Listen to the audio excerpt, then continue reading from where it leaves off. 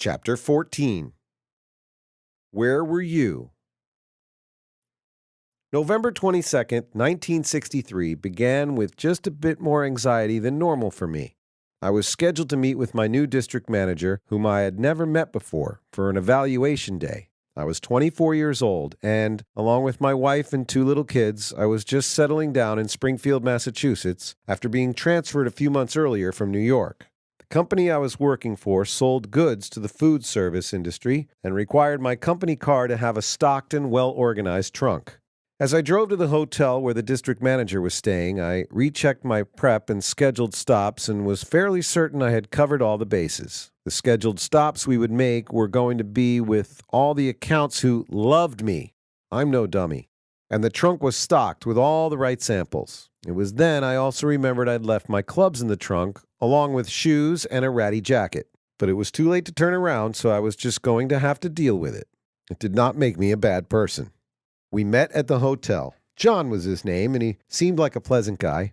As he approached the car, he mentioned that he'd like to stick his briefcase in the trunk. I got out to open the trunk, and with that, the first thing he did was grab one of my irons. He then gave it a swing and remarked he'd heard I was a decent player. Whew! Bullet dodged. After a couple of routine but successful sales calls, we decided on an early lunch and some conversation.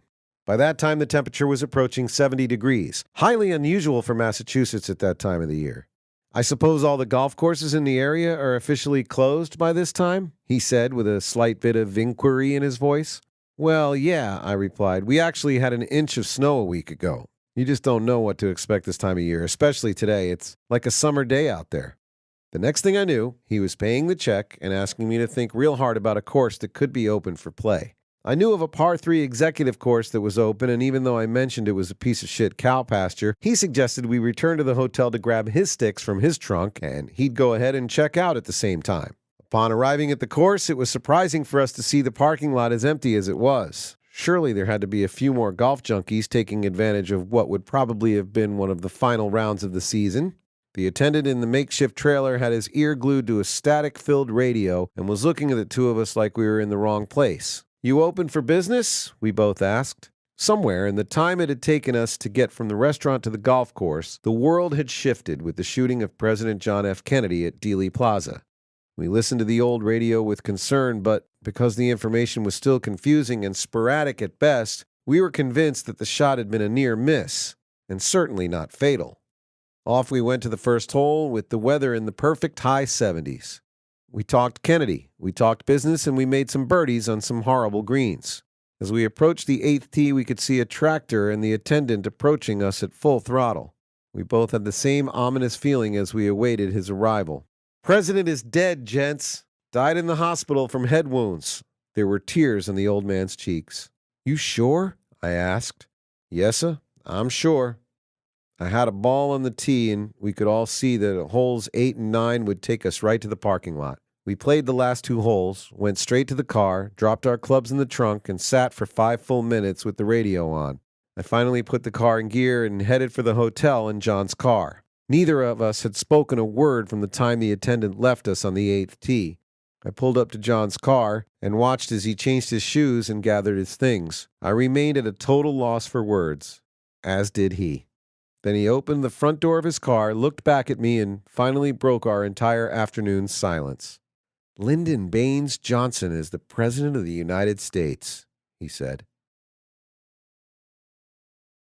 9/11/01. We will never forget. Once again, it was a magnificent day throughout most of the country, most especially in the Northeast.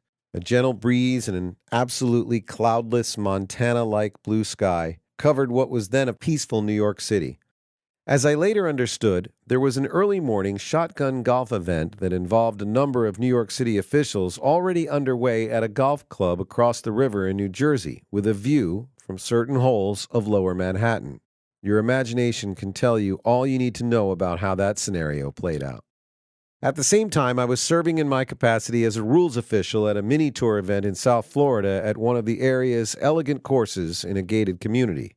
The atmosphere of the location gave one the feeling of being totally separated from the rest of the world and or what might be going on out there. It was green, it was quiet, Every shade and color of flower and shrub that God had available was prevalent and breathtaking. It was an award-winning Boca Raton promotional video in surround sound silence. What could possibly go wrong?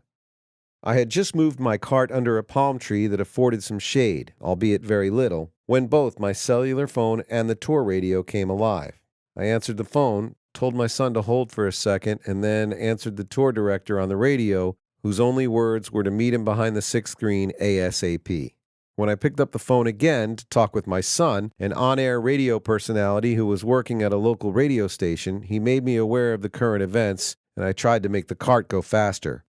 As you all know, they do not go faster. On the way to the sixth, I passed some players who had heard from people in neighboring homes about the situation and were wondering what our plans for the tournament might be.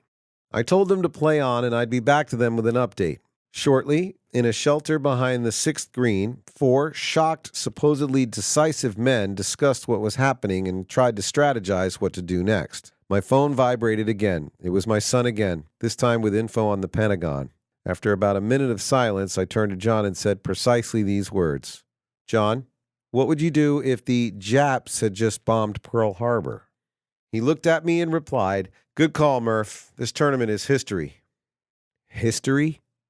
John then gave each of us precise instructions to cover the course and have everyone return to the clubhouse. For some reason, I had to travel a couple of holes before I came upon the first group, whom I needed to deal with. As I drove toward them, I tried hard not only to grasp the magnitude of it all, but the even more difficult task of how I would or could possibly explain to the first group and the others that would follow what had transpired in the relatively short time since they'd teed off.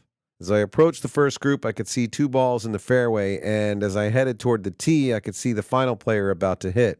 They all stopped and were obviously confused as to why a rules official would be disrupting their game and not allowing them to complete their tee shot. I held my hand up with about 75 yards left to go, and as I reached them, I stopped the cart and got out. At that point, I could see that their confusion was turning to upset, and as I walked up to them on the tee box, I realized I could not speak. I was trying, but no words were coming forth, and they all knew at that point that something other than rules had caused me to stop their game. I had to look away from them because they could see I was about to break down. I then somehow managed to pull it together just enough to get the words out and explain what I knew. I said it all in one long breath, and within seconds the group was headed to the clubhouse. After they were just out of sight, I stayed alone on the tee for a few moments and let myself go. Then, as I was trying to gather myself emotionally and prepare for the next group, I looked out at the fairway in front of me, and a memory overcame me. I saw that tractor again coming across the course that day back in November of 1963, and the tears on the old man's face as he'd relayed the tragedy that had befallen our president and our country. I also remembered the silence of that day, and it was deafening to me once again. The world has changed twice in my lifetime, and in a way, I treasure that I was on a golf course both of those significant days. They were 2 days that transformed the lives of the American people forever. And the 2 golf courses transformed right before my eyes as well, becoming simple pieces of well-landscaped land created for a game that became suddenly insignificant.